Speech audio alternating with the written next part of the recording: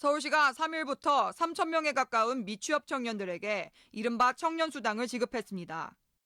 서울시는 지난달 받은 청년활동 지원사업 신청자 6천여 명 가운데 가구 소득과 미취업 기간 등을 평가해 최종 대상자 3천 명을 선정했습니다.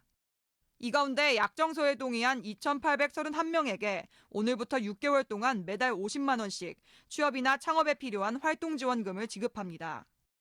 그런데 서울시는 아직 정부와의 입장차를 좁히지 못한 상황.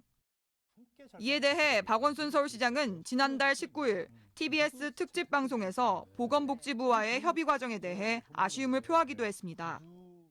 사실 보건복지부가 이걸 반대한다고 해서 네. 그래도 협의를 해달라고 해서 저희들이 협의를 했죠. 예. 합의가 다 된 줄 알았죠. 예. 그런데 뭐 6시간인가 시간 지난 다음에 그 번복했다고.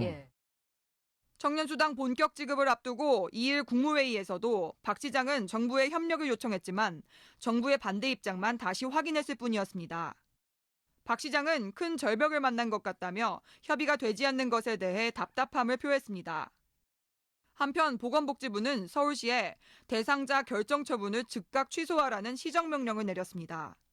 정부가 우려하던 무분별한 현금 살포 행위가 현실화된 것이며 청년의 어려운 현실을 이용하여 그들의 환심을 사고자 하는 무책임한 포퓰리즘이라고 생각을 합니다. 또한 시정명령이 이행되지 않으면 직권 취소에 나서겠다는 방침도 밝혔습니다.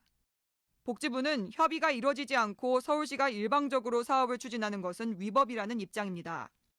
서울시 역시 이에 강력하게 대응할 것이라고 밝혔습니다.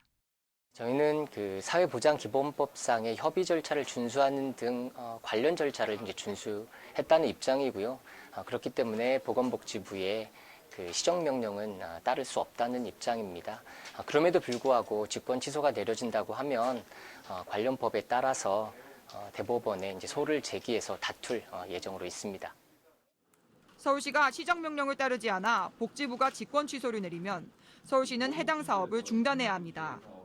서울시장은 직권 취소 처분에 이의가 있으면 대법원에 소송을 제기할 수 있는데 서울시는 곧바로 대법원에 소송을 제기하고 집행정지 가처분 신청을 낼 계획입니다. 서울시가 이미 청년들에게 수당을 지급한 상황에서 복지부의 직권 취소로 청년수당 사업이 중단되면 상당한 혼란이 일 것으로 예상됩니다. 정부와 서울시가 서로 강력히 대치하면서 갈등의 골이 계속해서 깊어지고 있습니다. 일단 이번 달은 청년수당이 지급됐지만 불확실한 정책 속에서 청년들만 불안할 따름입니다. TBS 문숙희입니다.